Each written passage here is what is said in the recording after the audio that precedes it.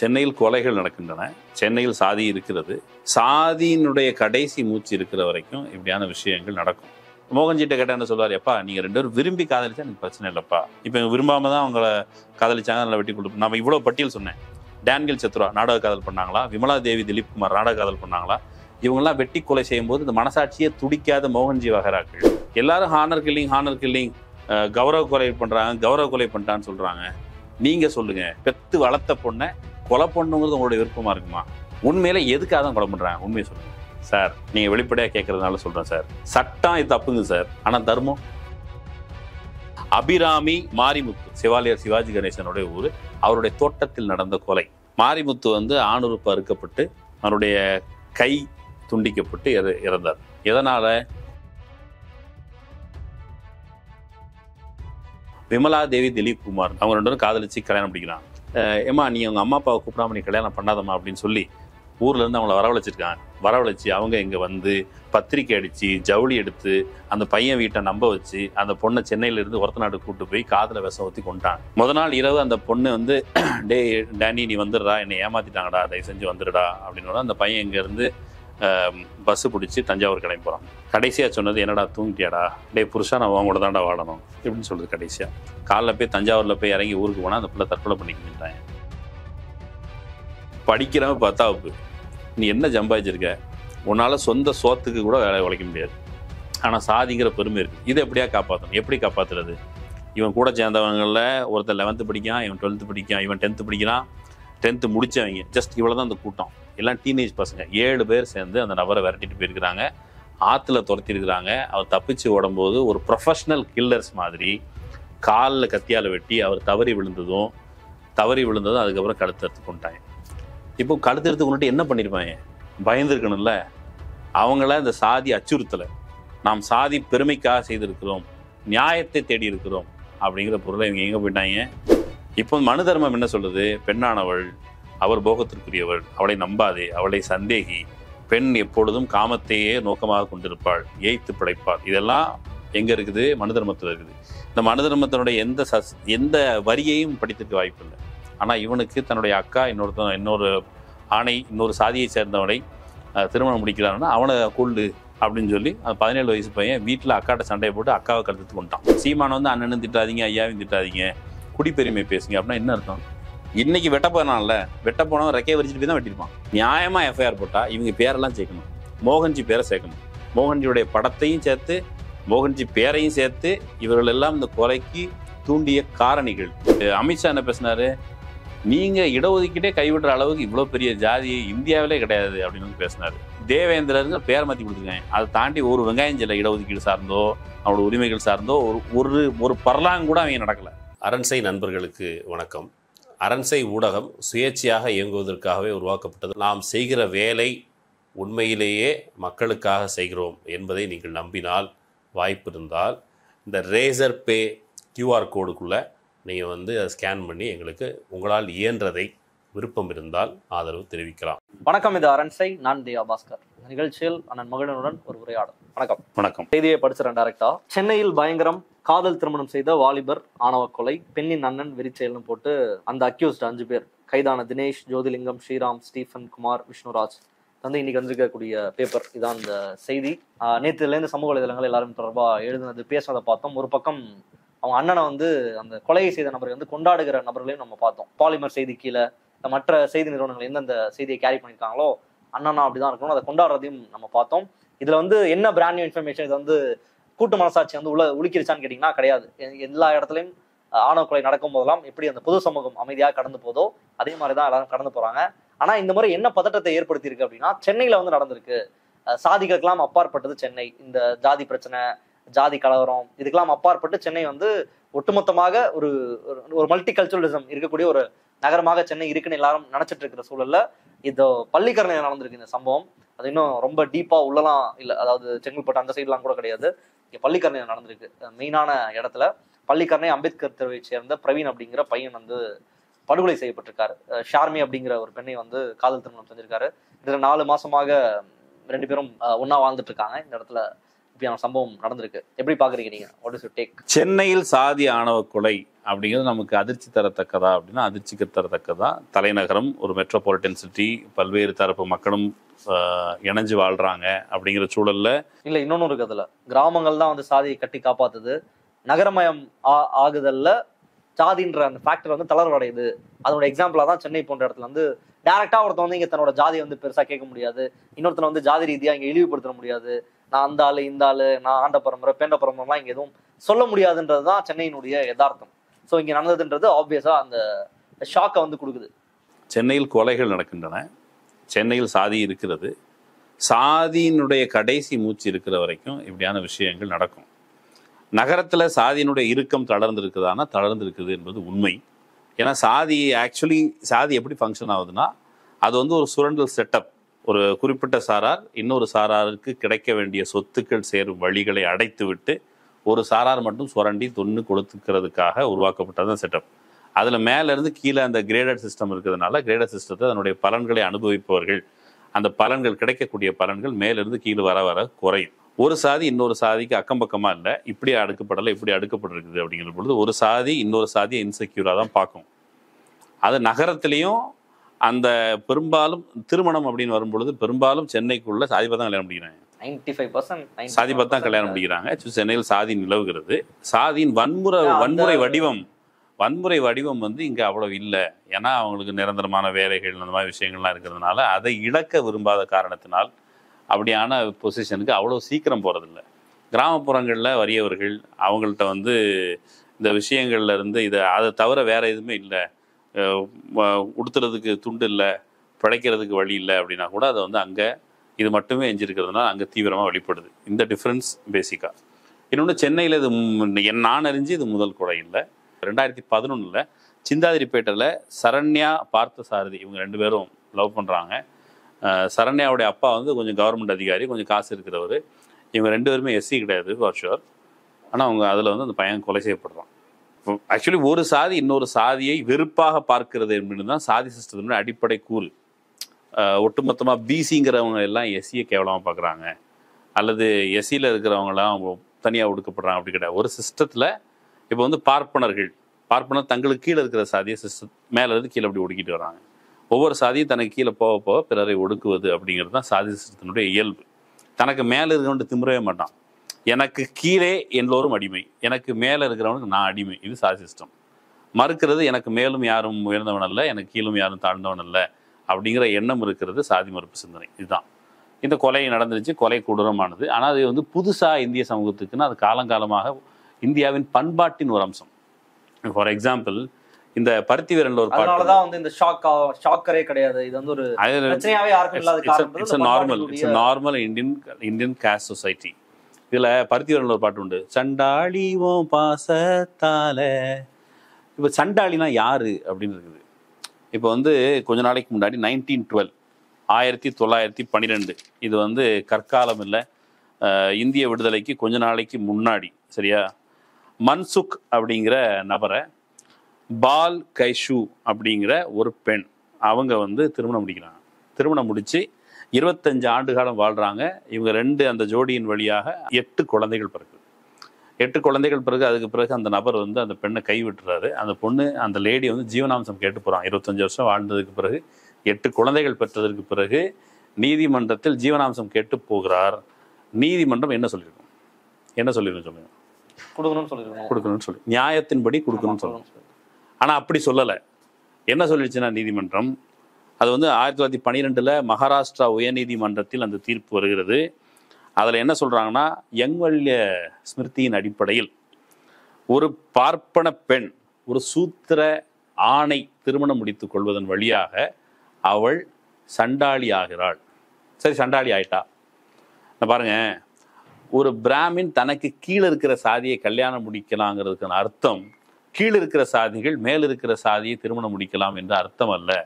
அது சாஸ்திரவதிகளுக்கு புறம்பானது. ஆகவே இந்த திருமணமே செல்லாது. 25 வருஷம் வாழ்ந்து 8 குழந்தைகளை பெற்றதற்கு பிறகும் அந்த பெண்ணின் திருமணம் செல்லாது.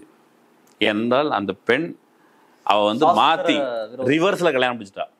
அவ வந்து பார்ப்பன பெண்ணாக இருக்கிற தன்னுடைய வர்ணத்திற்குரிய நபரையே திருமணம் முடித்துக்கணும். இது வந்து இங்க இருந்த சட்டம். நடைமுறை. நீதிமன்றமே இதற்கு மாறாக யாரேனும் திருமணம் செய்தால் அவருடைய திருமணம் செல்லாது. அவர்கள் சாஸ்திர விரோதமாக செயல்படுகிறார்கள்.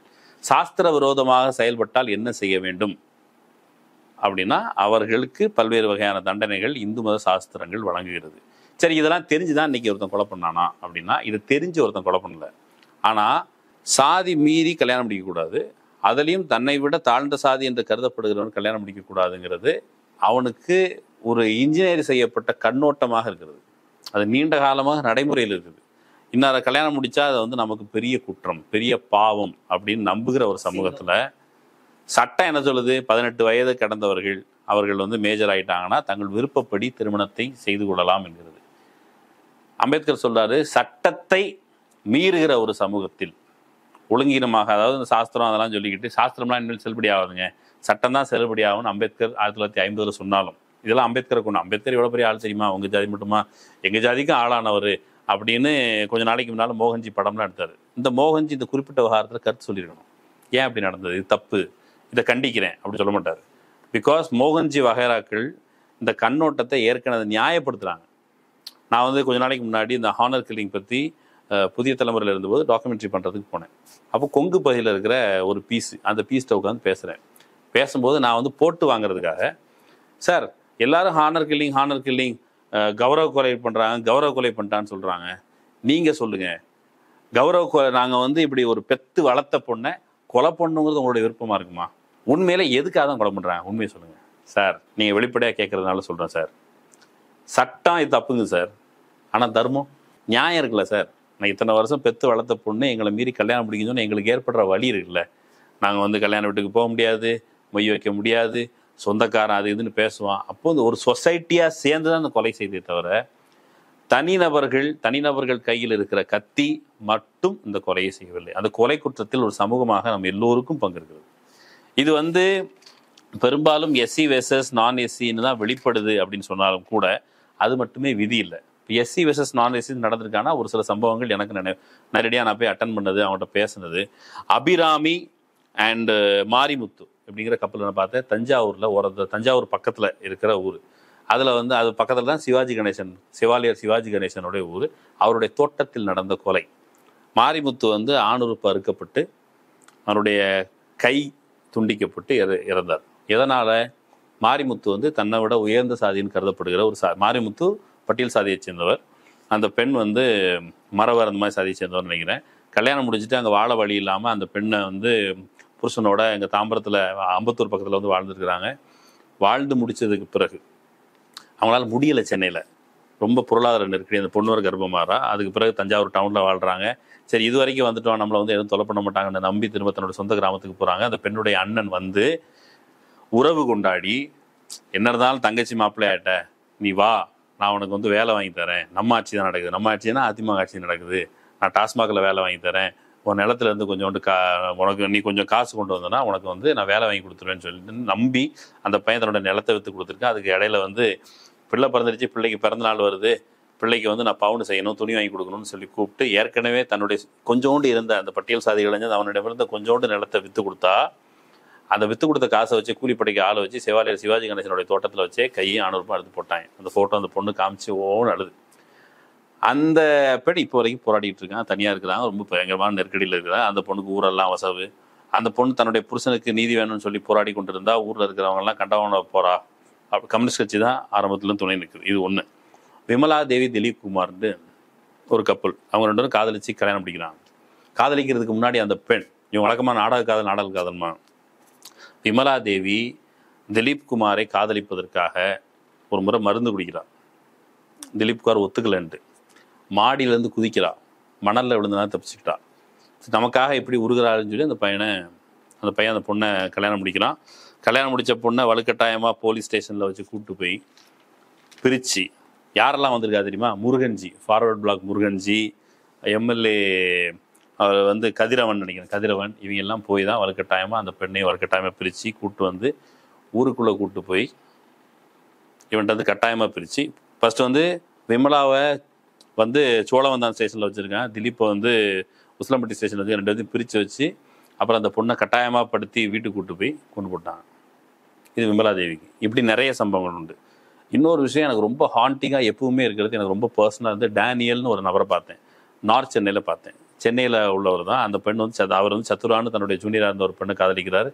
தஞ்சாவூர் ஒரத்தநாடு பகுதியை சேர்ந்த அந்த பொண்ணுக்கு வந்து காதல்கிட்ட சொல்லி, காதல் வந்து ஊர் சைடில் காதல்லாம் ஏற்றுக்க மாட்டாங்க, சாதி மாதிரி காதலிச்சாலே கொண்டுருவாங்க. எங்கள் சொந்தக்காரங்களே சில பெரியாரிஸ்டுகள்லாம் இருந்தாலும் கூட எங்கள் அப்பா வந்து ரொம்ப சாதி வெறி பிடிச்சவர் அப்படி இப்படின்னு சொல்லியிருக்கு. இந்த பையன் வந்து இல்லை நாடக காதல் பையன் பண்ணலை. அந்த பையன் ஒரு ஐடி கம்பெனியில் வேலை பார்த்துட்டு இருக்கிறான். ஐ திங்க் பேங்க் செக்டரில் வேலை பார்த்துட்டு இருந்தால் நல்ல காசு. அவன் வந்து யாருங்க இப்போலாம் சாதி பார்க்குறான்னு அவன் கேட்டிருக்கான். அந்த பொண்ணு சொல்லியிருக்கு, இல்லை சாதி பார்க்குறாங்க, இல்லை நான் வந்து இயேசுவின் மீது நம்பிக்கை கொண்டவன், அம்மா அப்பாட்ட சொல்லாமல் நம்ம வந்து பெற்றோரை மதிக்க வேண்டும் சொல்லி அந்த பெண்ணோட அம்மா அப்பாட்ட சொன்னால், பெண்ணோட அம்மா அப்பா வந்து சத்துரான ஒரு பிள்ளை எங்கள் வீட்டில் பிறக்கவே இல்லைன்னு சொல்லி ஃபோனை கட் பண்ணியிருக்காங்க.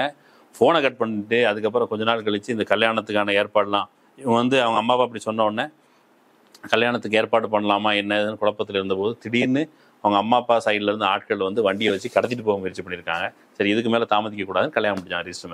ரிஜிஸ்டர் மேரேஜ் முடிச்சதுக்கு பிறகு அந்த பையனோட அப்பா என்ன சொல்லியிருக்காரு, அம்மா என்ன சொல்லியிருக்காங்க, ஒரு பிள்ளைடா நீ, உனக்கு நல்ல கல்யாணம் பண்ணி பார்க்கணும்டா, சரி கல்யாணத்தை ரிஜிஸ்டர் மேரேஜ் பண்ணிட்டு பெருசாக கல்யாணம் பண்ணலாம் அப்படின்னு வந்துட்டு அந்த பிள்ளைகிட்ட ஏமா உன் சொந்தக்காரங்களை யாராவது கூப்பிடணுமானா அந்த பொண்ணு வந்து அத்தையை கூப்பிட்றேன் அப்படின்னு சொல்லி சொந்தக்காரங்களை யாராவது கூப்பிட அந்த சொந்தக்காரங்க வந்து ஏமா நீ உங்கள் அம்மா அப்பாவை கூப்பிடாம நீ கல்யாணம் பண்ணாதம்மா அப்படின்னு சொல்லி ஊர்லேருந்து அவங்கள வரவழைச்சி அவங்க இங்கே வந்து பத்திரிக்கை அடித்து ஜவுளி எடுத்து அந்த பையன் வீட்டை நம்ப வச்சு அந்த பொண்ணை சென்னையிலேருந்து ஒரத்தநாடு கூப்பிட்டு போய் காதில் விஷம் ஊற்றி கொண்டாங்க.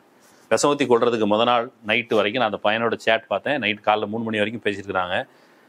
முத நாள் இரவு அந்த பொண்ணு வந்து டேனி நீ வந்துடுறா, என்னை ஏமாற்றிட்டாங்கடா, தயவு செஞ்சு வந்துடுடா அப்படின்னு அந்த பையன் இங்கேருந்து பஸ்ஸு பிடிச்சி தஞ்சாவூர் கிளம்பி போகிறான்.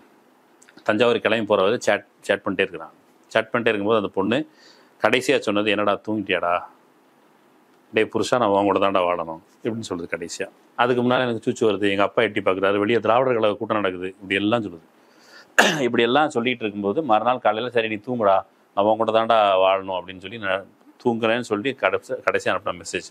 காலைல போய் தஞ்சாவூரில் போய் இறங்கி ஊருக்கு போனால் அந்த பிள்ளை தற்கொலை பண்ணிக்கிட்டாங்க. அந்த பையன் வந்து தள்ளாடுறான். அவன் போய் தஞ்சாவூர் ஜிஹெச் வாசலில் ஒரு வாசல்னா பின்வாசல் வழியாக போலீஸோட துணை கொண்டு இன்னொரு வாசல் வழியாக அந்த பணத்தை கொண்டு வந்து எரிச்சிட்டாங்க. அந்த பையனை கடைசியாக நான் பார்த்தேன். அவனை பார்த்தப்போ ஏன் ப்ரோ நீங்கள் கல்யாணம் முடிச்சிக்கல அப்படின்னு கேட்டான். ப்ரோ நான் கல்யாணம் முடிச்சிட்டா எனக்கு குழந்தை குட்டின்னு ஆகிடும். ஆனால் என்ன நம்பி வந்தாலும் அந்த பொண்ணுக்கு யார் ப்ரோ நீதி வாங்கி கொடுக்குறது, அதை முடிச்சிட்டு பார்த்துக்கலாம் ப்ரோ அப்படின்னு சொன்னான். Still fighting. ஒரு வீட்டில் திருமணம் அப்படின்னு சொல்லி அவரால் அழைச்ச போது அவரால் வர முடியல. அவர் எனக்கு அனுப்பின மெசேஜ் என்னென்னா, மே சத்துரா பிளஸ் யூ. சத்துரா அவருடைய காதலி, அவர் தெய்வத்தின் இடத்துல வச்சிருக்கிறார். இப்படி நிறைய தெய்வமானவங்க நம்ம தமிழ்நாட்டில் இருக்கிறாங்க. கொலையுண்ட தெய்வங்கள்னு சிவ சுப்பிரமணியன் எழுதியிருக்கிறாரு, நம்ம அருணன் ஐயா எழுதியிருக்கிறாரு. இதெல்லாம் தலித்துகளுக்கு எதிராக நடக்கிற வன்முறை. தலித்துகள்னு வரும்பொழுது இளவரசன் திவ்யா நம்ம தெரிஞ்ச கதை. ஆனால் இது மட்டுமே இல்லை அப்படின்னா சாதி எப்படி ஃபங்க்ஷன் ஆகுதுன்னா இந்த டைமென்ஷனில் மட்டும் இல்லை. ஃபார் எக்ஸாம்பிள் 2012 வாக்கில் நினைக்கிறேன், கோகிலா கார்த்திகேயன் 2 பேர். சாதி உங்களுக்கு பேரை கட்டவனு தெரியாது. கோகிலா வந்து பறையர் சாதி பெண், கார்த்திகேயன் வந்து அருந்ததியர். கோகிலா கொலை செய்யப்பட்டாள். திருநெல்வேலியில் ஒரு கோனார் சாதியை சார்ந்த பையன். இப்போ இந்த கொலை செஞ்சுருக்கிறாங்கல்ல, இந்த கொலை செஞ்சிருக்கிற சாதியை சார்ந்த பையன். அவன் திருநெல்வேலி டிஸ்ட்ரிக்ட் சென்ட்ரல் கோஆபரேட்டிவ் பேங்க்கில் வேலை பார்த்துட்டு இருந்த பையன். அவனுக்கு ஒரு நல்ல வேலை. அந்த பையன் வந்து ஒரு மரவர் சாதியை சேர்ந்த ஒரு பொண்ணை வந்து காதலிச்சிருக்கிறான். அவன் பேர் வந்து இசக்கி சங்கர். கோனார் பையன், எஸ்சி இல்லை, இசக்கி சங்கர். வீட்டில் வந்து ஃபஸ்ட்டு மறுத்துருக்குறாங்க. அப்புறம் கல்யாணத்துக்கு ஒத்துக்கிட்டதுக்கு பிறகு கல்யாணத்துக்கு நாளெலாம் குறிக்கணும்.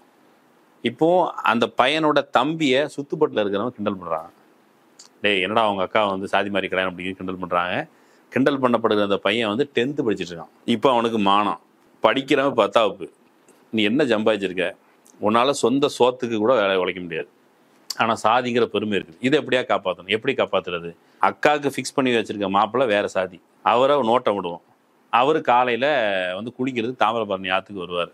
தாமிரபரணி ஆற்றுக்கு போகிறவரை ஃபாலோ பண்ணி பின்னாடி போய் இவன் கூட சேர்ந்தவங்களில் ஒருத்தர் 11th படிக்கான், இவன் 12th படிக்கான், இவன் 10th படிக்கிறான், 10th முடித்தவங்க. ஜஸ்ட் இவ்வளோ தான் அந்த கூட்டம். எல்லாம் டீனேஜ் பசங்க. 7 பேர் சேர்ந்து அந்த நபரை விரட்டிட்டு போயிருக்கிறாங்க. ஆற்றுல துரத்திருக்கிறாங்க. அவர் தப்பிச்சு ஓடும்போது ஒரு ப்ரொஃபஷ்னல் கில்லர்ஸ் மாதிரி காலில் கத்தியால் வெட்டி அவர் தவறி விழுந்ததும் அதுக்கப்புறம் கழுத்தறுத்து கொண்டாங்க. இப்போ கழுத்து எடுத்து கொண்டுட்டு என்ன பண்ணியிருப்பாங்க? பயந்துருக்கணும்ல. அவங்கள இந்த சாதி அச்சுறுத்தலை, நாம் சாதி பெருமைக்காக செய்திருக்கிறோம், நியாயத்தை தேடி இருக்கிறோம் அப்படிங்கிற பொருளை இவங்க எங்கே போயிட்டாங்க? நேரடியாக ஸ்கூலுக்கு போயிட்டு, மற்றவன் வேலைக்கு போயிட்டான், இவன் ஸ்கூலில் போய் உட்காந்துருக்கான். இப்போ போலீஸுக்கு ஒரு கொலை நடந்துருச்சே அப்படின்னு சொல்லி விசாரணை. அப்போ லிங்க் எடுத்து போகும்போது இவன் ஒரு நேரம் காதலிச்சாரு. அப்போ அந்த பொண்ணுக்கிட்ட வந்து போலீஸ் விசாரிக்குது.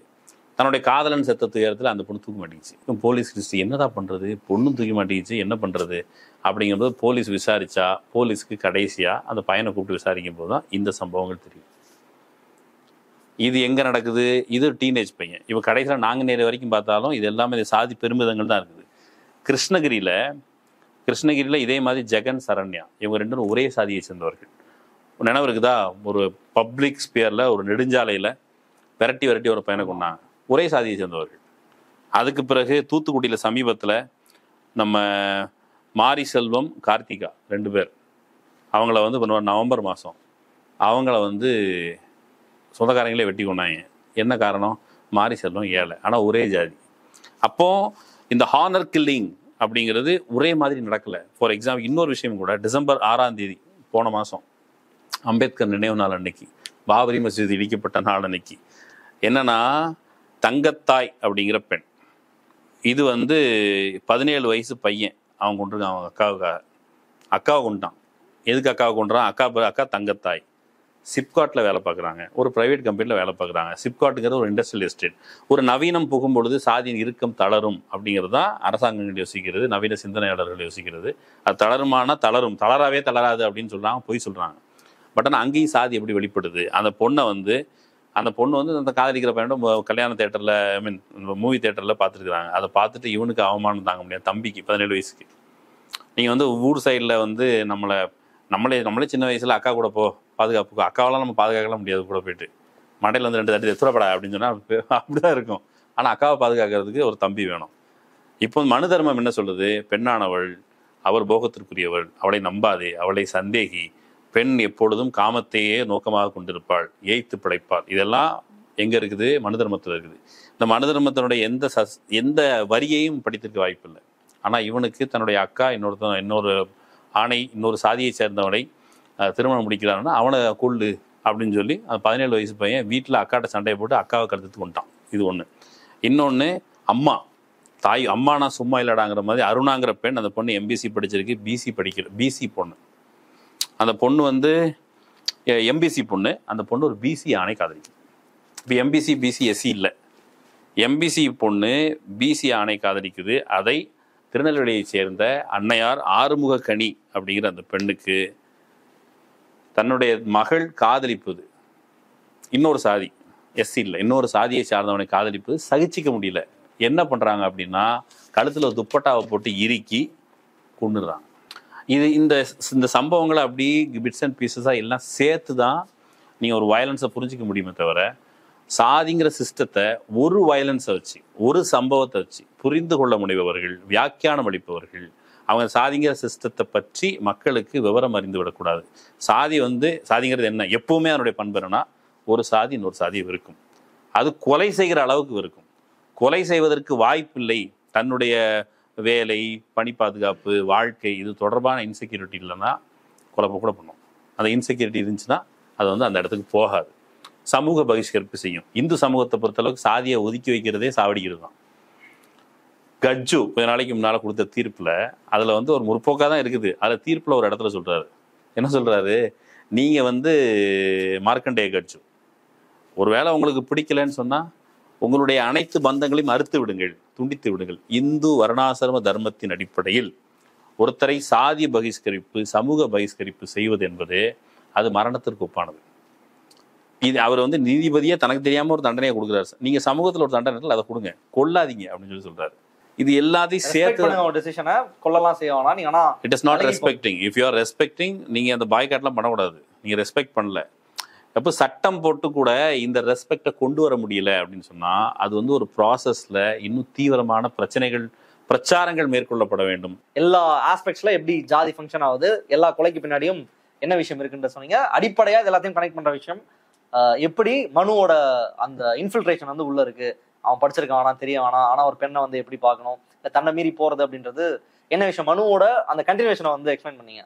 ஆனா விஷயம் என்னன்னா, அதை இன்டியூஸ் பண்ற கேட்டலிஸ்ட் இருக்குல்ல, அதை தூண்டிக்கிட்டு கொண்டு அல்லது அதை இயல்பா வச்சுட்டே இருக்கக்கூடிய விஷயம். இப்போ பல விஷயங்களை சொல்லலாம். இப்போ ஜாதின்றது ஒரு மேட்டரே கிடையாது, ஜாதிய உணர்வு இருக்கலாம், ஜாதிய வெறிதான் இருக்கக்கூடாதுன்னு பேசுறதா இருக்கலாம், இல்ல குடிப்பெருமை இருக்கிறதுல என்ன தப்பு, நம்ம வந்து ஒரு குடி அடையாளத்தோட இருக்கலாம். நம்ம தமிழர்கள் வந்து குடிதானே. இப்போ சிவநாடாருடைய மகள் ரோஷினி நாடார், அவ வந்து நாடார் அப்படின்றதுல பிரச்சனை இல்லைன்றா, அதுல என்ன உனக்கு பிரச்சனை? நம்ம ஜாதியை வந்து நம்ம நார்மலைஸ் பண்ணுவோம், நம்ம குடின்னு சொல்லலாம். இப்போ மோகன்ஜி வந்து படம் எடுக்கிறார். அந்த ஆக்சுவலி அந்த படம் பார்த்துட்டு அந்த திரௌபதி பார்த்துட்டு ஒரு பையன் வெளியே வந்து சொல்றான், நான் வந்து வெட்டோனா, நான் கொலை பண்ணுவேன், நான் வெட்டோனா, எங்க வீட்டுல யாராவது லவ் பண்ணா நான் வெட்டுவேன் அப்படின்னு வந்து அவன் வந்து பேசுவான். உங்க வீட்டுல யாருமே லவ் பண்ணிருக்கலாம், நீ பிறந்திருக்கே வாய்ப்பு இல்லைங்கிறது ஒரு பேசிக்கான விஷயம். ஆனா அது கூட தெரியாத அளவுக்கு அறியாமையில குறைந்தபட்சம் நம்ம அம்மா அப்பா லவ் பண்ணி தான் பெற்றோன்னு நம்புறவங்க வந்து அதை பேச மாட்டாங்க.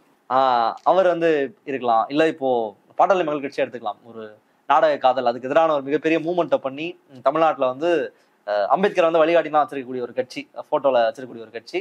அது வந்து நாடக காதலை ஒழிப்பதற்காக காடு வெட்டி குரு அதை வச்சு ஒரு மிகப்பெரிய ப்ராபகேண்டாவை முன்னிறுத்தினாங்க.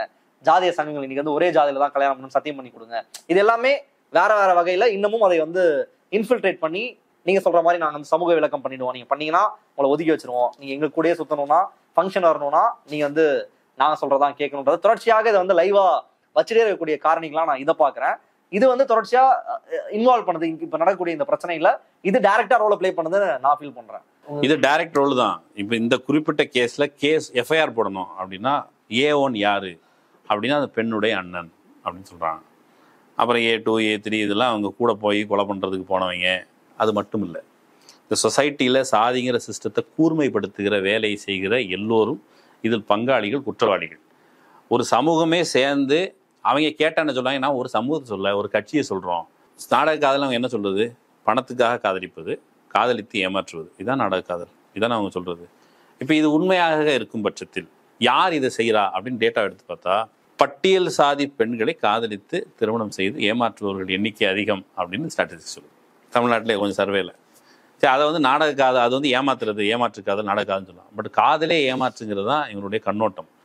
நீங்க வந்து இப்ப இந்த பெண்ணு இல்ல நீ போய் வெட்டு, ஒண்ணும் இல்ல, உன்னை மீறி உங்க வீட்டுல இருக்க அக்கா போனா நீ போய் வெட்டுன்னா அவன் டைரக்டா இன்டைரக்டா சொல்ற விஷயம். ஆமா, நாங்க வெட்டுவோம் அப்படிலாம் சொல்றாரு. அவர் காடு வெட்டி குழு மேடையில அதை பேசினாரு. அவர் வந்து காதலையே வந்து ஏதோ கைப்பிடிச்சிருக்கிறது மாதிரி தான் அவங்க ட்ரீட் பண்றாங்க. இந்த ரெண்டு பேர் கொலை செய்யப்பட்ட அந்த பையனும் அந்த அவனுடைய மனைவியும் சேர்ந்து அடைக்கலம் தேடி எங்க போயிருப்பாங்க? திருமணம் செய்தவங்க எங்க போயிருப்பாங்க? அவங்க பெரியார் திடலுக்கு தான் போனாங்க. அவங்க எங்க போல ராமதாஸ் ஐயாட்ட போயிட்டு, ஐயா எங்க ரெண்டு கல்யாணம் முடிச்சு வைங்கன்னு சொன்னா, அன்புமணி ராமதாஸ் அவர்களை கல்யாணம் முடிச்சு வைங்கன்னு சொன்னா அவங்க முடிச்சு வைப்பாங்களா? அப்படி நம்புவதற்கான இடத்தில் இருக்கிறீர்களா? நாங்கள் வந்து மாற்றம் முன்னேற்றம் வழிகாட்டி அவங்க கட்சிக்கு. பெரியார் அவங்களுக்கு சிலை, அம்பேத்கர் அவங்களுக்கு சிலை, மார்க்ஸ் அவங்களுக்கு சிலை. அந்த தத்துவத்தை தன்னோட பாட்டாளி மக்கள் கட்சி அப்படின்னு ஆரம்பத்தில் அவர் சொன்னார், நான் வந்து அமைதி வழியில் புரட்சியை கொண்டு வருவேன் அப்படிலாம் சொன்னார். இந்த அமைதி வழியில் புரட்சி கொண்டவர்கள் சமூகத்தில் இவங்க செய்கிறது வந்து எதிர்ப்புரட்சி, சமூகத்தை பின்னோக்கி இழுக்கிற வேலையை ராமதாஸ் வாயராக்கள் செய்கிறாங்க. சரி, ராமதாஸை எங்கள் ஐயா, அவர் எங்கள் ஐயா யாரும் திட்டக்கூடாது அப்படின்னு சொல்கிறார்ல. இப்போ ராமதாஸை திட்டக்கூடாது, ஐயாவையும் திட்டக்கூடாது, ஐயா யாரை திட்டுறாரோ அவரையும் திட்டக்கூடாது. அது ஹம்பக்கு ஃபஸ்ட்டு. நீ வந்து உனக்கு ஸ்டாண்ட் எடுக்க வக்கில்லை அப்படிங்கிறது தான். இப்போ சீமான் வந்து ஐயாவும் திட்டாத, அண்ணாவும் திட்டாதுன்னு சொல்கிறாரு. ஐயாவை ஏன் திட்டக்கூடாது, என்ன விமர்சனம் வைக்கக்கூடாது? நீங்கள் வந்து ஐயா வந்து மிக முக்கியமான பிரச்சனையாக பார்த்தது அந்த அக்னி கலசம், அதுதான் அவருக்கு பிரச்சனையாக இருந்தது. இதனாலும் இப்போ வந்து பிற்படுத்தப்பட்ட மக்கள் அவங்களுடைய இடஒதுக்கீடு, அந்த உரிமைகளை பறிக்கிற வேலையை மன்னர் கமிஷன் குழு பரிந்துரை நடைமுறைக்கு வந்த காலம் தொட்டு அதை ஒழிக்கிற வேலையை செஞ்சுக்கிட்டு இருக்க பிஜேபியோட கூட்டணி வச்சுட்டு நான் இடஒதுக்கீட்டின் சமூக நீதி காவலர்னு அதை பேசுகிறீங்க.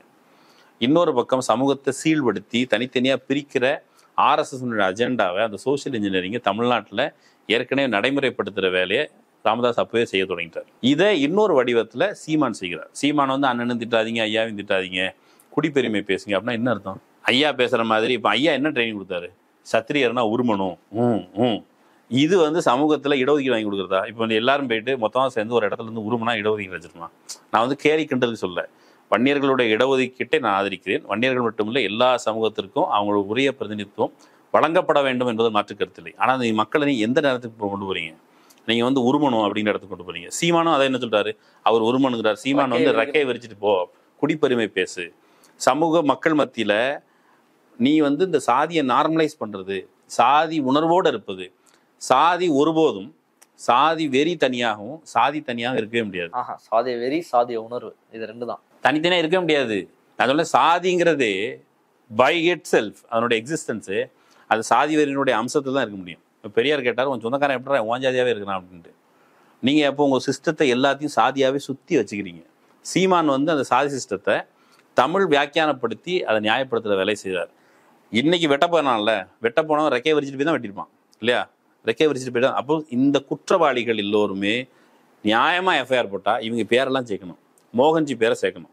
மோகன்ஜியுடைய படத்தையும் சேர்த்து மோகன்ஜி பேரையும் சேர்த்து இவர்கள் எல்லாம் இந்த கொலைக்கு தூண்டிய காரணிகள்.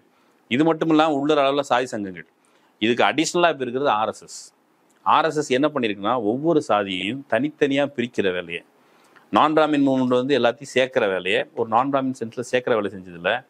ஆர்எஸ்எஸ் வந்து எப்பா ஓன் ஜாதியாக ரொம்ப பெருமையான ஜாதிப்பா, பட்டியல் வெளியேற்றத்தை கோரிய தங்கராஜன் அந்த ஆள் வந்து பல்லர்கள் பட்டியல் வெளியேற்றம்னு கூட்டம் நடத்தினார். குருமூர்த்தி வந்து என்ன பேசினார் தெரியுமா? எப்பா நீங்கள் இவ்வளோ பெரிய ஜாதி எங்களுக்கு தெரியவே செய்யாது அப்படின்னு குருமூர்த்தி பேசினார். இவர் அமித்ஷா என்ன பேசினார்? நீங்கள் இடஒதுக்கீட்டே கைவிடுற அளவுக்கு இவ்வளோ பெரிய ஜாதி இந்தியாவிலே கிடையாது அப்படின்னு வந்து பேசினார். இன்னைக்கு வரைக்கும் அந்த மக்களுக்கு தேவேந்திரர்கள் பேர் மாற்றி கொடுத்துருக்காங்க. அதை தாண்டி ஒரு வெங்காயம் சில இடஒதுக்கீடு சார்ந்தோ அவனோட உரிமைகள் சார்ந்தோ ஒரு பரலாங்க கூட அவங்க நடக்கலை. ஆனால் அந்த மக்களை காய்மயமாக்குற வேலைகள் நடக்குது. அதே போல் இந்த பக்கமும் தனித்தனியாக ஒவ்வொரு சாதியும் இப்போ வந்து வேங்க வேலா அங்கே முத்தரையர்கிட்ட போய் ஒருத்தன் போய் பேசுகிறான், அப்புறம் பறையர்கிட்ட போய் ஒருத்தன் பேசுகிறான். எங்கே சாதி கலவரம் நடந்தாலும் முதல்ல போய் அவன் பேசுகிறான். ஒன்றும் இல்லை, நாங்குநேரி பிரச்சனையில் நாங்குநேரியில் வேட்பாளராக நிறுத்த வைக்கப்பட போகிறது நயினார் நாகேந்திரனோட மகன் அப்படின்னு பேச்சு இருக்குது. மேபி அது எம்எல்ஏ சீட்டுக்கோ இதுக்கோ. ஏன் எதை வச்சு? நாங்குநேரியில் ஒரு சிறுவன் இன்னொரு சிறுவனை வெட்டுறான். அந்த குறிப்பிட்ட இடத்துல சாதி வன்மம் இருக்குதுங்கிற உண்மையை மறைத்து விட்டு அவர் இந்த தேவர் சாதியை கன்சால்டேட் பண்ணுறதுக்கான வேலையை நயினார் நாகேந்திரன் செய்கிறார். இந்த பிஜேபியினுடைய ஃபார்முலா இருக்குல்ல, அது சமூகத்தில் எப்படி வெடிக்கும், எப்படி வெளிப்படும் அப்படிங்கிறது இது ஒரு உதாரணம். அப்போ நயினார் நாகேந்திரன் உள்ளிட்டவர்கள் பிஜேபி அவங்கள பொறுத்தளவுக்கு சாதியாக பிரிஞ்சிருந்தா தான் அவங்களுடைய நோக்கம் ஒன்றுமே இல்லை. ஒவ்வொரு சாதியும் பிக் பண்ணி எப்பா நீ 2% இங்கே வா, தனித்தனியான ஓட்டு கேட்க வேண்டாம். நார்மலைஸ் பண்ற விஷயத்துல நான் அண்டர்ஸ்டாண்ட் பண்ணிக்கிறதுன்றது ஜாதின்றது ஒரு கேவலம், ஜாதி பேர் போட்டுக்கிறது கேவலம், ஒருத்தன் ஜாதி கேட்கறது கேவலம் அப்படின்றத நார்மலைஸ் பண்ணி நீங்க வந்து நீ ஃபேஸ்புக்ல உன் ஜாதி பேர் போட்டுக்கலாம், உன் குடிமேன்மையை பேசிக்கலாம், ஜாதிய உணர்வா இருக்கிறது தப்பு இல்லை நீ தமிழனா இருக்கிறதுக்காக ஜாதி கேட்கிறேன் அப்படின்ற லெவலை கொண்டு வந்து விட்டுருக்காங்கன்றதுதான். பாரிசாலன், நாம் தமிழர் இருக்கிற சீமான் அண்ட் படையணி இவங்க எல்லாரும் சேர்ந்து தான் தமிழ்நாட்டில் இந்த சாதியை மீண்டும் உற்சாகமாக பேசுவதற்கு உன்னுடைய உரிமையை நீ பேச வேண்டாம், நீ வந்து சாதி பெருமையை பேசிக்கோ, நீ எதுக்கு இடஒதுக்கீடு கேட்குற? இப்போ கொஞ்ச நாள் கழிச்சு நீங்கள் வேணால் பாருங்கள், 2024 பிஜேபி ஆட்சிக்கு வந்தால் இடஒதுக்கீடை இந்த மக்களுடைய ஒப்புதலோடய நாங்கள் வந்து ஒழிச்சு கட்டுறவங்கிற இடத்துக்கு வந்துடுவாங்க. 89 மண்டல் கமிஷன் குழு பரிந்துரை வந்த பொழுது ராஜீவ் கோஸ்வாமிங்கிற ஒரு பார்ப்பனர் தீ குளித்தார். அந்த பார்ப்பனர் அன்சங் ஹீரோன்னு பார்ப்பன பத்திரிகைகள் எழுதுச்சு. அந்த ஆள் செத்து போனதுக்கு, அந்த ஆள் அமெரிக்காவுக்கு ஓடி போய் செத்து போனார். அவங்களுடைய ஆன்மா எங்கே வந்து இருந்துச்சு? உயர்கல்வியில் பார்ப்பனர் இல்லாத மக்களுக்கு, இப்போ பிற்படுத்தப்பட்ட மக்களுக்கு இடஒதுக்கீடு கொடுக்கக்கூடாதுங்கிற இடத்துல வந்து நின்றுச்சு. அந்த அளவுக்கு வெறியோடு இருக்கிறவங்க உங்களை சாதி வாரியாக தூண்டிவிட்டு சக மனிதர்கள், உங்களோடு வாழ்கிற சக மனிதர்களை வெட்டி கொலை செய்துவிட்டு உங்களோட உரிமைகளை பறிக்கிற வேலையை செய்வாங்க. அந்த வேலையில் அது வந்து நம்ம கான்ஷியஸாக இல்லை. இப்போ அண்ணன் குடிப்பெருமை தானே பேச சொல்கிறாரு, கொஞ்ச நாள் பேசி தான் பார்ப்போமே அப்படின்னு நீங்கள் போனீங்கன்னா உங்களை கொஞ்ச நாளில் ஜோம்பியாக மாற்றி பக்கத்தில் இருக்கவங்க கழுத்தை வைக்கிற வேலையை இந்த சமூகம் செய்யும். இது ஒரு நீண்ட வரலாறு இருக்குது கண்டிப்பாக. அதான் இந்த இடத்துல தான் நம்ம வந்து சுயமரியாதை திருமணம் அது வந்து எவ்வளவு முக்கியமான விஷயம். ஏன்னா கடந்த முறை எலெக்ஷன் அப்போ சுயமரியாதை திருமணம் தொடர்பான ஒரு திமுக அறிக்கையில் இருந்தது. இது தொடர்பாக நானே வந்து வாட்ஸ் ஆப்ல எடுக்க போய் ஒரு ஊர்ல வந்து சண்டை வந்துருச்சு. அவங்க வந்து எப்படி நாடக காதல் பண்ண சொல்றாங்க, திமுக கட்சி அறிக்கையில வந்து குறிப்பிட்டிருக்காங்கன்னு சொல்லி 2 இடத்துல ஒரு சண்டை வந்துருச்சு. நான் ஆனா இருங்களான்னு சொல்லிட்டு பேசி அதை விலகிட்டு வந்துட்டேன். அது எந்த அளவுக்கு வந்து பிரச்சாரம் செய்யப்பட்டது அதிமுக போன்ற கட்சிகளால, பாஜக போன்ற கட்சிகளால நாடக காதல் பண்ண சொல்லி திமுக சொல்லுதுன்றதெல்லாம் தெரிவிச்சிருந்தாங்க. இப்போ வரைக்கும் தொடர்ச்சியா அந்த பிரச்சாரம் வந்து முன்னெடுக்கப்பட்டே தான் இருக்கேன். இந்த கொலைகள் நடக்கும் போதெல்லாம், இந்த மாதிரியான பிரச்சனைகள் வரும்போதெல்லாம், இந்த வள்ளி கும்மிக்கான ப்ராமிஸ் கேட்கும் பொழுது, ஜாதியை வந்து கொண்டாடுற விஷயம் இருக்கும்போது கமுக்கமா 2 பேர் எஸ்கேப் போவாங்க அப்படின்னா தமிழ்நாட்டில் யாரு? இங்க இருக்கக்கூடிய பெரியாரிஸ்டுகள், இடதுசாரிகள், திமுக ஒப்பிட்ட அளவுல இங்க இருக்கக்கூடிய பெரிய கட்சிகள்ல பேசுறத நம்ம பார்த்திருப்போம். இதுல எதுலையுமே சிக்காம கமுக்கமா அப்படியே வெளியே ஓடுகிற குரூப்பா பாஜக, நாம் தமிழர் ஆபீஸா பல இடங்கள் அவங்க பேசுறதே கிடையாது. இந்த ஒரு கோகுல்ராஜ் கொலை வழக்கினுடைய தீர்ப்பு வந்த போதுதான் அவங்க என்ன பேசினாங்கன்னு நம்ம பார்க்கல. கோகுல்ராஜ் கொலை வழக்கு தொடர்பாக சீமான் ஒரே ஒரு கண்டனம் கூட தெரிவிக்கல. ஏன்னா அந்த பக்கம் இருக்கிற நம்ம அண்ணமார் கோச்சிப்பாங்க. அதாவது கோகுல்ராஜ் தம்பி திட்டாத கிடையாது கேட்கல. கோகுல்ராஜ் தற்கொலை பண்ணிக்கிட்டாருன்னு சொன்னார். தம்பி நம்ம கிட்ட வந்து நம்ம காப்பாத்திருக்கலாம். தம்பி வந்து தெரியாம யுவராஜ்கிட்ட போய் சமரசம் பேசிட்டாரு. தம்பி வந்து என்கிட்ட வந்து அவர் தற்கொலை பண்றதுல தடுத்திருப்பேன்னு சீமான் வந்து தைரியமா பண்ணுங்க, எதுக்கு பயப்படுறீங்க, அது அப்படி சொன்ன சீமான் தன்னுடைய கருத்தை மாற்றிக்கொள்ளவில்லை. கோகுல்ராஜ் படுகொலை தொடர்பாக அந்த குற்றவாளிகளுக்கு தண்டனை வழங்கப்பட்ட போது வரவேற்கவும் இல்லை. ஆனா எதனால அந்த ஆதிக்க சாதி அல்லது அந்த கொலையை செய்த அந்த யுவராஜ் உள்ளிட்டவர்கள் அல்லது அவரை சப்போர்ட் செய்கிற நபர்கள் அவங்களுக்கு வந்து மனசு நோகக்கூடாது. இதுதான் அண்ணனுடைய பாலிடிக்ஸு. அண்ணன் வந்து ஐயாவையும் திட்டாத அண்ணனையும் திட்டாத அப்படின்னு சொல்றது வந்து ஐயாவை திட்டாதங்க தான் அர்த்தம். அது அண்ணனை திட்டாதங்கிற அர்த்தம் கிடையாது. ஆனால் விடுதலை சிறுத்தைகளே சிலர் வந்து நம்மளை வந்து அண்ணன் திட்டலை, அதனால அண்ணன் வந்து பூர்ண யோகின்னு அவங்க நம்புறாங்க. அது அவங்களுடைய சந்தோஷம். யார சொல்றீங்கன்னு தெரியுது. அதான் இந்த சுயமரியாதை திருமணம். அது என்னன்னா, இப்போ வந்து சுயமரியாதை திருமணம் முதல்ல சாதி மறுப்பு திருமணங்களுக்கு உதவித்தொகைங்கிறது நீண்ட காலமா இருக்குது. சுயமரியாதை திருமணங்கிறது ஏன் வந்தது அப்படின்னா, இந்த திருமணங்கள் இருக்குல்ல, இப்போ வந்து ஒருவேளை இந்த பெண் வந்து கொலை செய்யப்படலை, ஆனால் இந்த பெண்ணு கொஞ்ச நாளைக்கு முன்னால் இருந்திருந்தாங்கன்னு வச்சுக்கோங்க, அந்த பெண்ணுடைய திருமணம் ரத்து செய்யப்பட்டபூர்வமாக சொல்லாது. அதுதான் நான் ஆரம்பத்திலே சொன்னேன். பால்காஷி அண்ட் மன்சுக் இவங்களுடைய திருமணம் ரத்து செய்யப்பட்டது, செல்லாது என்று அறிவிக்கப்பட்டது. ஒரு எக்ஸாம்பிள் தான். காஸ்ட் ப்ரைடுங்கிற ஒரு நூல் வந்திருக்கு. அந்த நூலில் தேடி பாருங்க, நிறைய திருமணங்கள் இதன் பொருட்டே ரத்து செய்யப்பட்டிருக்கு, செல்லாதுன்னு சொல்லப்பட்டிருக்குது. 1953 தமிழ்நாட்டில் சுயமரியாதை திருமண சட்டம் செல்லாதுன்னு சொல்றாங்க. சரி, சுயமரியாதை திருமண சட்டங்கிறது என்ன அப்படின்னா, பார்ப்பனர்களுடைய அங்கீகாரம் இல்லாது அவர்கள் வேதம் ஓதாது திருமணம் செய்து கொள்வது. இப்போ பார்ப்பனர்கள் வேதம் ஓதாது அப்படின்னா என்ன அர்த்தம்? பார்ப்பனர்கள் எங்கே வேதம் ஓதுவான்? நீங்கள் சாதி மாறி கல்யாணம் முடிச்சிங்க. ஃபார் எக்ஸாம்பிள், அனுலோமா திருமணம்னா நீங்கள் வந்து மேலிருந்து கீழே கல்யாணம் முடிச்சிக்கிறது. மனுஸ்மிருதி என்ன சொல்லுதுன்னு கேட்டால், மனுஸ்மிருதி எங்கே இருக்கிறது, மனுஸ்மிருதி எங்கே இருக்குன்னு வெங்காயங்கள் கேள்வி கேட்குறாங்க. பார்ப்பனர்கள் தன்னுடைய சாதியில் இருக்கிற ஒரு பெண்ணை திருமணம் முடித்துக் கொள்ளலாம். அந்த பொண்ணுக்கு வந்து அங்கீகாரம் உண்டு. அதுக்கு பிறகு அதுக்கு அடுத்தால இன்னொரு பொண்ணை கல்யாணம் முடிச்சிக்கலாம். இவங்க சொல்லுவாங்க, முஸ்லீம்ஸ் மட்டும் 5 கல்யாணம் முடிச்சிக்கிறாங்க, நாங்கள் மட்டும் நாங்கள் வந்து ஒரு கல்யாணம் தான் முடிக்கிறோம். நீ ஒரு கல்யாணம் முடிக்கிறது 1950 அம்பேத்கர் வந்து சட்டம் கொண்டு வந்து அது தடை செஞ்சதுனால, இல்லை நீ ஒரு கல்யாணம் நிற்க மாட்டேன். அதுக்கு முன்னால் என்ன இருக்குதுன்னு கேட்டால், பிராமணர்கள் பார்ப்பனர்கள் முதல் கல்யாணம் தன்னுடைய வர்ணத்தை சேர்ந்த ஒரு பெண்ணை திருமணம் முடிச்சுக்கணும். பெண்ணுக்கு வர்ணம் கிடையாது அப்படின்னு சொல்லுவாங்க, பட் ஆனால் பார்ப்பன வர்ணத்தை சேர்ந்த ஒரு பெண். அதற்கு பிறகு சத்திரிய வர்ணத்தை சேர்ந்த ஒரு பெண்ணை சேர்த்துக்கலாம். அதுக்கு பிறகு வைசிய வர்ணம், அதுக்கப்புறம் சூத்திர வர்ணத்தை சேர்ந்த ஒரு பெண்ணை சேர்த்துக்கலாம். இந்த ஆர்டரில் பார்ப்பன வர்ணத்தை சேர்ந்த பெண்ணு தான் ஒரு லெஜிட்டிமேட்டான ஒய்ஃப். அதை விட கொஞ்சம் லெஜிட்டிமேசி குறைவான பெண் வந்து சத்திரிய பெண். இப்படி வந்து அடுக்கு குறையும். இப்படி ஆர்டர்லாம் எவ்வளோ கல்யாணம் முடிச்சிக்கலாம். அவன் சத்திரியனுக்கு தன் கீழே இருக்கிற எந்த பொண்ணையும் கல்யாணம் முடிச்சிக்கலாம், வச்சுக்கலாம். இப்படி தான் எழுதி வச்சிருக்காங்க. வைசியனும் தனக்கு கீழே யாரையாவது கல்யாணம், தனக்கு நிகரான ஒரு பெண்ணை லெஜிட்டிமேட் ஒய்ஃபாக வச்சுக்கணும். அதுக்கப்புறம் யாரெல்லாம் கல்யாணம் முடிச்சிக்கலாம். இது ஒருவேளை மீறினால் அவர்களுக்கு தண்டனை. இந்த மீறுகிற விஷயத்தில் பார்ப்பனர்கள் வந்து அவங்களுக்கு ஆசீர்வதிக்க மாட்டார்கள். பார்ப்பனர்கள் தான் உங்களுக்கு கல்யாணம் செல்லுமா செல்லாதான்னு அறிவிக்கணும். இல்லை செல்லாதுன்னு கூட செல்லாது, உங்கள் கல்யாணம் வந்து இல்லெஜிட்டிமேட். இப்போ ஒரு விஷயம் நடந்தது. சத்யசோதக் சமாஜ் அப்படின்னு ஒன்று கேள்விப்படுவீங்க. சத்யசோதக் சமாஜ் வந்து ஜோதிராவ் ஃபுலே அப்படிங்கிறவர் தொடங்கினது. ஜோதிராவ் ஃபுலே வந்து நம் மீது பார்ப்பனர்களின் சர்வாதிகாரம் நிலவுகிறது அப்படின்னு சொல்லி நூல்லாம் எழுதினார். அவர் வந்து குலாம் கிரி அப்படின்னு சொல்லி ஒரு புத்தகம், அடிமைத்தனம், நம்ம மீது என்ன அடிமைத்தனம் இருக்குது, இந்த பார்ப்பனர்லாம் இந்த நம்மள அடிமைத்தனம் பண்ணிட்டாங்க, அப்போ பாப்பான் எதுக்கு நம்ம கல்யாணத்துக்கு வரணும் அப்படின்னு சொல்லி முடிவு பண்ணுறாங்க. அந்த முடிவு பண்ணி சத்யசோதக் மேரேஜ்னு ஒரு அறிமுகப்படுத்துகிறாங்க. மேரேஜ் அறிமுகப்படுத்தி அதில் இருக்கிற ஒரு நபர், அவர் வந்து என்ன பண்ணுறாரு, அவர் வந்து பால் கசாஜி பாட்டில், இவர் ஜோதிராவ் ஃபுலே கூட இருந்தார். அவர் தன்னுடைய 2 மகள்களுக்கு கல்யாணம் முடிச்சு வைக்கிறாரு. எப்படி கல்யாணம் முடிச்சு வைக்கிறாருன்னா, பார்ப்பனர்களை அழைக்காமல் பார்ப்பனர் அல்லாதார வச்சியே கல்யாணம் முடிச்சிட்டாரு. கல்யாணம் முடிச்சதில் ஏதாவது தப்பு இருக்குதா? பாப்பானை கூப்பிடல, கல்யாணம் முடிச்சிட்டாரு. உடனே என்ன பண்ணுறாங்க கேட்டால், அந்த வாமன் ஜெகநாத் ஜோஷிங்கிற அந்த ஏரியா பார்ப்பனர், இந்த ஏரியா ரவுடி மாதிரி ஏரியா பார்ப்பனர், அவர் கோர்ட்டுக்கு போகிறாரு. கோர்ட்டு போய் என்ன சொல்கிறாரு, இந்த கல்யாணத்தில் எனக்கு ஃபீஸ் வேணுங்கிறாரு. டேய், உன்னை தான் நான் கூப்பிடவே இல்லைடா, உனக்கு எதுக்காக ஃபீஸ் கொடுக்கணும்? அதெல்லாம் எனக்கு தெரியாது. இங்கே பணம் விழுந்தா எனக்கு தட்டில் விழணும், அங்கே பூஜை விழுந்தாலும் என் தட்டில் விழணும். இது என்னுடைய அடிப்படை உரிமை. இவர்கள் என்னை இணைத்து கொள்ளாமல், என்னை சேர்த்து கொள்ளாமல் கல்யாணம் முடிச்சது என்னுடைய உரிமை மீறல். எனக்கு ஃபீஸ் கொடுக்கணும்னு கேட்குறாரு. உனக்கு எதுக்காக ஃபீஸ் கொடுக்கணும்னு கூப்பிடவே இல்லையே. இல்லை, இந்த ஏரியா ரவுடி மாதிரி ஏரியா பிராமின் நான் தான், நீங்கள் வந்து எனக்கு வந்து கல்யாணத்துக்கு ஃபீஸ் கொடுத்தே ஆகணும்னு கோர்ட்டு வரைக்கும் போகிறாரு. இவங்க என்ன சொல்கிறாங்கன்னு பாரு, நாங்கள் வந்து நீ சொல்கிற வேத மந்திரத்தை ஓதலை, நாங்கள் எங்கள் ஜௌரியத்துக்கு ஓதிட்டோம். அந்த மந்திரத்தை ஓதுறதுக்கு பாப்பானை கூப்பிடணும் அவசியம் கிடையாதுன்னு கோர்ட்டில் இது நடந்துருச்சு. ஆனால் இது சாம்பிள் என்னன்னு கேட்டால், ஒன்று இந்த திருமணங்களை செல்லாது என்று அறிவிக்கிற முறைமை இன்னைக்கு இருந்தது.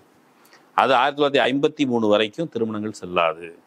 அப்போது இந்த சமூகத்தில் சாதி மாறி விருப்பப்பட்டு அப்படி கல்யாணம் முடித்தவங்க கல்யாணத்தையே வந்து இல்லெஜிட்டிமேட். மோகன்ஜிட்ட கேட்டால் என்ன சொல்லுவார், எப்பா நீங்கள் 2 பேரும் விரும்பி காதலிச்சா எனக்கு பிரச்சனை இல்லைப்பா, இப்போ விரும்பாமல் தான் அவங்கள காதலிச்சாங்க, அதில் வெட்டி கொடுப்போம். நம்ம இவ்வளோ பட்டியல் சொன்னேன். டேனியல் சத்ரா நாடக காதல் பண்ணாங்களா, விமலா தேவி திலீப் குமார் நாடக காதல் பண்ணாங்களா, இவங்கெல்லாம் வெட்டி கொலை செய்யும்போது இந்த மனசாட்சியே துடிக்காத மோகன்ஜி வகராக்கள் இந்த கல்யாணத்தை இது வரைக்கும் வரலாற்றில் தடை பண்ணி வச்சுருந்துருக்காங்க. அப்படிங்கிற பொழுது திராவிட இயக்கம் தமிழ்நாட்டில் 1967 அண்ணா ஆட்சிக்கு வந்த பொழுது அவர் சுயமரியாதை திருமண சட்டம்னு ஒன்று கொண்டு வர்றார். எனக்கு ரொம்ப நாளாக என்னப்பா இது கல்யாணம் தானே, 2 பேரும் சேர்ந்து கல்யாணம் முடிக்க போகிறாங்க, மாலை மற்ற போகிறாங்க, இது ஏதோ பெரிய சாதனைமா இவங்க சொல்லிட்டு இருக்காங்கன்னு ரொம்ப நாளாக தோணுச்சு. அவரே குறிப்பிட்ட சாதனைகள் அந்த 3 சாதனைகள் ஒன்று. அது நீங்க ரிவோக் பண்ணீங்கன்னா தமிழ்நாடு. ஆமா, ஆனா எனக்கு அதுக்கு விவரம் தெரியாது. என்ன கல்யாணத்தை வந்து பெரிய விஷயமா பேசிட்டு இருக்காங்க. கல்யாணம் தானே தமிழ்நாடுன்னு பேர் வச்சீங்க, பாகிஸ்தான் தமிழ்நாடு எனக்கு இருந்துச்சு. அப்புறம் பார்த்தா இங்க வந்து திருமணங்களே செல்லாது, நீங்கள் விருப்பப்படி திருமணம் முடிக்கக்கூடாது, உங்களுடைய திருமணங்களுக்கு அங்கீகாரம் வேண்டும் இப்படிலாம் இருந்த ஒரு விஷயத்துல மகாராஷ்டிராவில் ஒரு பெரிய மூவ்மெண்ட்டே நடந்திருக்குது. கர்நாடகாவில் அதே போல் பசவண்ணா சொல்கிறோம்ல, அங்கேயுமே இது மாதிரி மூவ்மெண்ட் நடந்திருக்குது. அதுக்கு முதல் முறையாக சட்ட வடிவம் தமிழ்நாட்டில் கொடுக்கப்பட்டிருக்கு. இந்த தமிழ்நாட்டில் இன்னமும் இது போன்ற சாதி மறுப்பு திருமணங்கள் செய்பவர்கள் கொலை செய்யப்படுகிறார்கள் என்றால் அதை இன்னைக்கு ஊதி பெருசாக்குகிற சீமான வயராக்கள் ஒன்று அவங்க முடக்கப்படணும், அல்லது அவர்கள் மீது இது போன்ற விஷயங்களில் வழக்கு தொடுக்கப்படணும், அவர்கள் கைது செய்யப்படணும். இதை ஒரு பொது சமூகமாக இப்போ வந்து மெயின் ஸ்ட்ரீம் இருக்கிற எலக்ட்ரல் பாலிடிக்ஸில் இருக்க கட்சிகள், நீங்கள் ஏற்கனவே சொன்னீங்க திமுக போன எலெக்ஷனில் அவங்க வாயை திறந்து பேசலை, அவங்க அறிக்கையில் மேனிஃபெஸ்டோல இருந்ததே வச்சு பாருங்க நம்ம மட்டும் பிள்ளைல கூட்டு போக சொல்றாங்கன்னு சொல்லி கிளப்பி விட்டாங்க. ஊக்கத்தொகை. அப்போ எலக்டோரல் பாலிடிக்ஸ்ல இருக்கிற பார்ட்டிஸ் தயங்குவாங்க. அது நியாயம்னு சொல்ல, நீங்க எதுக்கு தயங்குறீங்க, இதுதான் வந்திருக்கீங்க, வாயை திறந்து பேசுங்கன்னு சொல்லலாம், அது நியாயம் போலவே இருக்குது. ஆனால் கிரவுண்டில் சமூக ஆர்வலர்கள், சமூக சிந்தனையாளர்கள், நடுநிலையாளர்கள் அவங்க அந்த களத்தில் இந்த கருத்துருவாக்கத்தை இன்னும் வேகமாக பரப்பும் பொழுது, மக்கள் மத்தியில் செல்வாக்கு எடும் பொழுது, இந்த மாதிரியான கொலைகள் நடக்கும் பொழுது, மக்கள் மத்தியில் ஒரு கடுமையான எழுச்சி வரும் பொழுது அது வந்து அரசையும் உழுக்கும். உடுமலை சங்கர் படுகொலை ஆனதற்கு பிறகு அந்த படுகொலை செஞ்ச கௌசல்யாவுடைய அப்பா அம்மா அவங்க மேலே வந்து தீர்ப்பு வந்துச்சுல, தீர்ப்பு வந்தபோது குற்றவாளிகள் அவர்கள் தண்டனையிலிருந்து விலக்கு பெற்றால் நான் மேல்முறையீடு செய்வேன் அப்படின்னு சொன்னாங்க. நீங்கள் அப்பா அம்மா இருக்கிறது அப்படிங்கிறது அது அப்பா அம்மாவா நீங்கள் இருக்கிற அந்த ப்ராக்டிஸில் தான் வரும், நடந்துக்கிறத பொறுத்து. நான் வந்து அப்பா அம்மா மாதிரிலாம் நடந்துக்க மாட்டேன், நீ வந்து அப்பா அம்மாவை மதிக்கணும் அப்படின்னு சொன்னால் அப்படி வராது. அப்படி தான் நாமளும் கூட நம்ம உண்மையிலே சமூக நீதியை பின்பற்றுகிறோம், சமத்துவத்தை பின்பற்றுகிறோம், சாதி கடந்து நம்முடைய நண்பன் இருக்கான் அவனை நம்ம நேசிக்கிறோம் அப்படிங்கிறது உண்மையானால் இதற்கு எதிராக இருக்கிற தாயாக இருந்தாலும் தந்தையாக இருந்தாலும் உறவுகளாக இருந்தாலும் சொந்தங்களாக இருந்தாலும் அவர்களை தூக்கி ஒதுக்கி வச்சுட்டு, சமீபத்தில் இந்த விஜய் சித்து பேசினேன், டேய் அவனுங்க தான் நம்மளை ஒதுக்கிறது, நம்ம அவங்கள ஒதுக்கி போண்டா அப்படிங்கிற இடத்துக்கு இளைஞர்கள் வர வேண்டிய கட்டாயம் இருக்கிறது. இது போல் ஏதோ கொலைகள் நடந்தோன்னா ஐயா என்ன கொலை பண்ணிட்டாங்க அப்படின்னு சொல்லி ஒரு நாள் ஒப்பாரி வச்சுட்டு, ஒப்பாரி எங்கே வைக்கிறதுனா நம்ம வசதிக்கு உட்பட்ட இடங்களை ஒப்பாரி வச்சுட்டு அப்புறம் மறந்து போகுது அப்படிங்கிறது வந்து இந்த கொலைகளில் உடந்தையாக நாமும் இருக்கிறோம், நம் கைகளிலும் ரத்தக்கரை இருக்கிறது என்பதுதான் பொருள். மோகன்ஜி சத்ரியன் பதில் சொல்றாரா இல்லையான்னு பார்ப்போம். பல முக்கியமான மயிர சொல்லுவார் என்பதை நான் தாழ்மையோடு தெரிவித்துக் கொள்கிறேன். பல முக்கியமான விஷயங்களை பேசியிருக்கோம், ரொம்ப ஒரு முக்கியமான டாபிக்ல பேசியிருக்கோம். மக்கள் பார்த்து என்ன சொல்றான்னு பார்ப்போம். இந்த நிகழ்ச்சி காலத்தில் உங்களுடைய கருத்துக்களை ரொம்ப நன்றி. மற்ற நிகழ்ச்சியில் சந்திப்போம். நன்றி, வணக்கம்.